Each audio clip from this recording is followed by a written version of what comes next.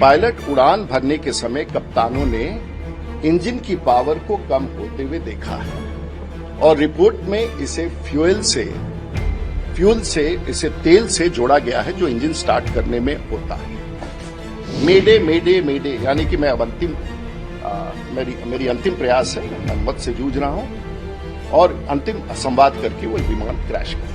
कि एक इंजन वापस स्टार्ट होने लगा है और दूसरा इंजन स्टार्ट होते होते उसे कुछ वक्त लग रहा था।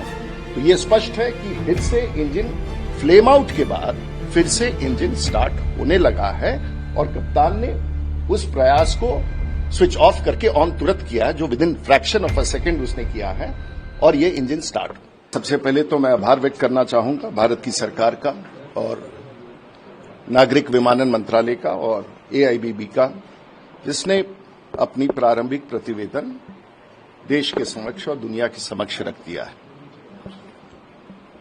और जो 1 माह का कार्य अवधि था उसके भीतर रख दिया है।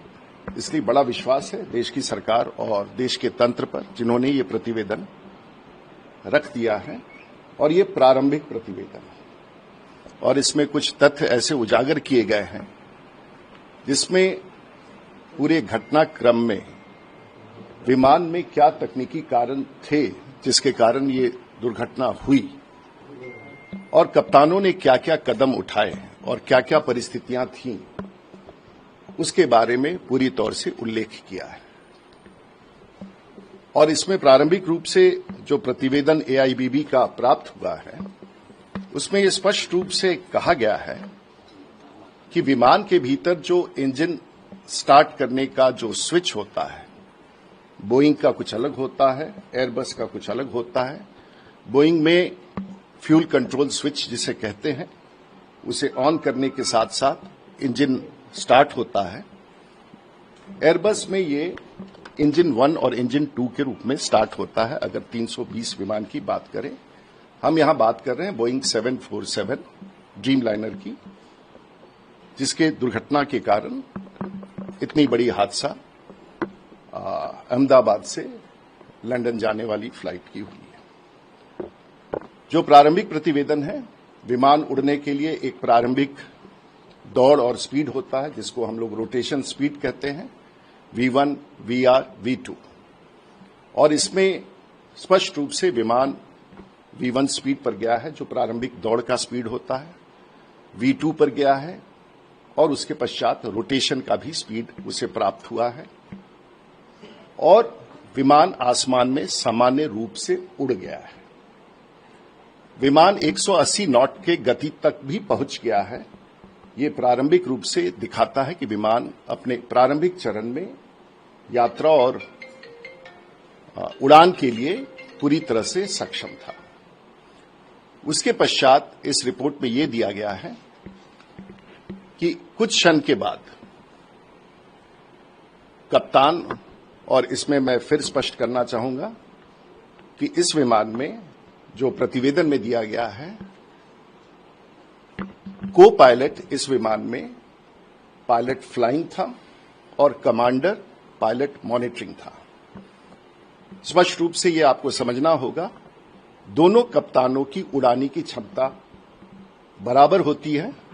एक विमान का वरिष्ठ होता है और एक विमान का कनीय होता है, लेकिन दोनों, जिसे हम अपने शब्दों में को पायलट कहते हैं, आज कोई को पायलट नहीं होता है। एक पायलट फ्लाइंग होता है और एक पायलट मॉनिटरिंग होता है। इस समय जो कनीय कप्तान था वो पायलट फ्लाइंग था और उससे भी बड़ी जिम्मेवारी होती है पायलट मॉनिटरिंग। इस प्रतिवेदन के अनुसार कैप्टन सब्रवाल पायलट मॉनिटरिंग थे।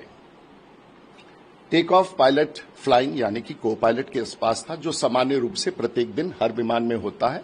एक सेक्टर में एक व्यक्ति पायलट फ्लाइंग होता है और दूसरे सेक्टर में दूसरा व्यक्ति पायलट फ्लाइंग होता है। ये प्रशिक्षण के दृष्टिकोण से मान्य है और ये विषय कई बार इसमें उठ सकता है कि आप ये कहेंगे कि पायलट, छोटा पायलट क्यों उड़ा रहा था। इस तथ्य को हमेशा के लिए आप खत्म कर दें। दोनों विमान कप्तानों की क्षमता बराबर होती है उड़ान भरने के लिए। इसमें जो तथ्य आए हैं, जो फ्यूल कंट्रोल स्विच है, क्रैश के बाद जो AIBB ने पता लगाया है और देखा है, दोनों फ्यूल स्विच ऑन पोजीशन में थे, यानी कि अपनी जगह पर थे जहां उन्हें होना चाहिए विमान चलाने के लिए। लेकिन कुछ तथ्य उसके प्रारंभिक तौर पर हैं जो इस बात को इंडिकेट करता है कि पायलट ने अपने इंजन के पावर को कम होते हुए देखा है।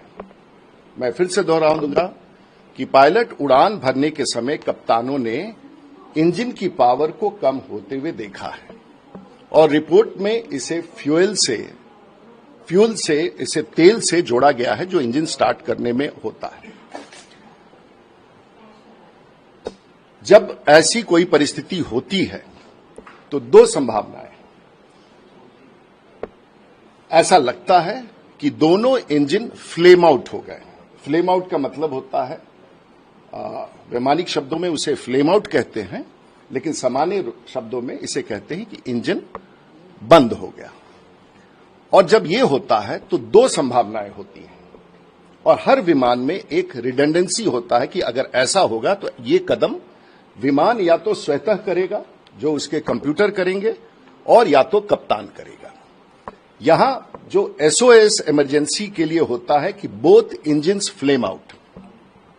हम फिर से आपको रिपीट करेंगे, दोनों इंजन जब बंद होते हैं तो बोइंग में कप्तानों का मेमोरी आइटम होता है, बहुत कम समय होता है, वो सिर्फ याददाश्त से किया जाता है और इसका प्रशिक्षण लगातार किया जाता है। और उसमें दो यहां पर स्थिति थी। जो दूसरा एक इमरजेंसी होता है वो रैट डिप्लॉयमेंट।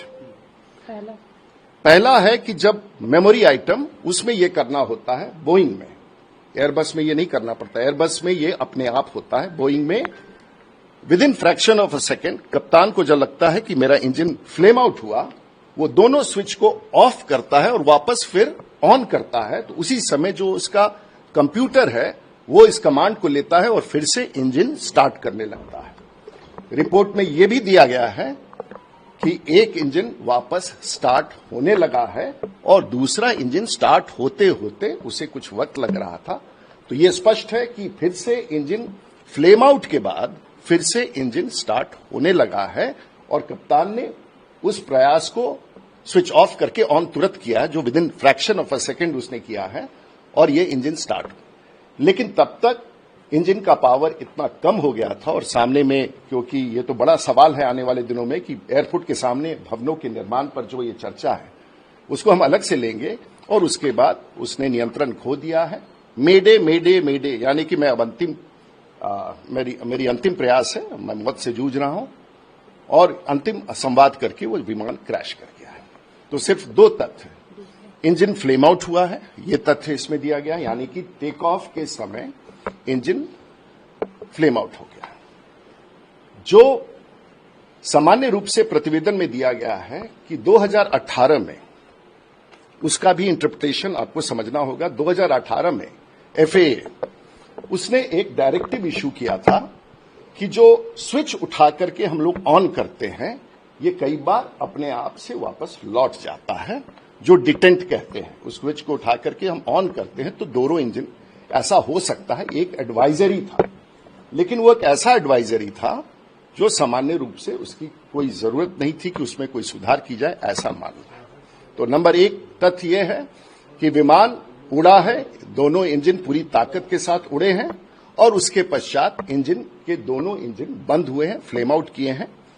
और उसमें जो तथ्य उभर के आ रहे हैं कि जो फ्यूल इंजेक्शन होता है वो बंद हो गया और फिर वापस कप्तान ने उसको चालू करने का अपने हुनर से, कैप्टन सब्रवाल ने और को पायलट ने, जो दूसरे सह कप्तान थे, उन्होंने अपने हुनर से उस वर्षों के अनुभव का उपयोग करते हुए इंजन को फिर से रीलाइट करने का कोशिश किया है, कर दिया है। क्योंकि जिस समय विमान क्रैश किया है दोनों स्विच ऑन पोजीशन में थे।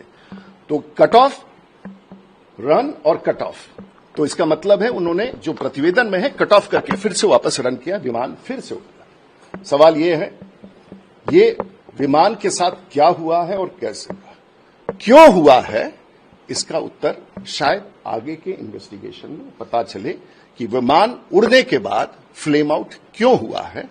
क्योंकि एक ये अगर आसमान में होता, 5000 फीट की ऊंचाई पर होता, 10,000 फीट की ऊंचाई पर होता, 30,000 फीट की ऊंचाई पर होता, तो इंजन अगर दोनों बंद होंगे तो हम ये एक्शन लेंगे और हमारा फेडेक जो कंप्यूटर है वो उसको रेस्टोर कर देता। लेकिन इस 400 फीट में जब तक कप्तान उसे देखे, इंजन स्टॉल का इंडिकेशंस आए, इंजन स्पूल डाउन करे और उसके बाद वो देख के प्रयास करे, तो शायद ये ऊंचाई नहीं है।